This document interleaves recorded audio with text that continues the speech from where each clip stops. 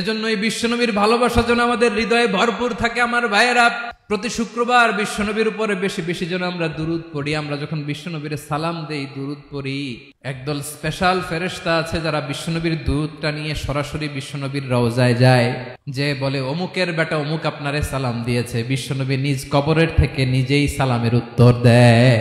বিশ্বনবীর ভালোবাসা যেন আমাদের হৃদয়ে থাকে। বিশ্বনবীর সুন্নাহ দিয়ে যেন আমাদের জীবনটাকে সাজাই। পারা যাবে ইনশাআল্লাহ।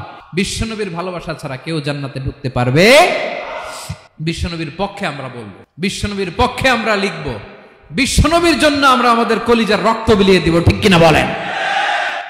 সেদিন বিশ্বনবী ছাড়া কেউ সুপারিশ করতে পারবে না।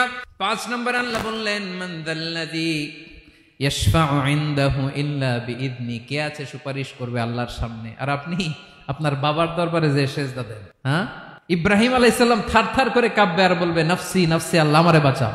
মুসা আলাইহিস সালাম থারথার করে কাঁপবে, আল্লাহ নাফসি নাফসি, আমারে বাঁচাও। আর আপনি পীরের দরবারে যে সেজদা দেন, কোথায় আছেন আপনি? খবরদার, কেউ বাঁচাতে পারবে না। আল্লাহর ওলিদেরকে, নেককার লোকদেরকে আল্লাহ সুপারিশের অনুমতি দিবেন, কিন্তু আপনি যারে মানেন, যার পায়ে সেজদায় লুটিয়ে পড়ে থাকেন, তারে যে আল্লাহ দিবেন, এটার কোনো গ্যারান্টি আছে? কথা বলেন। এজন্য জপতে হবে একজনের নাম। আওয়াজ করে বলুন, তিনি কে?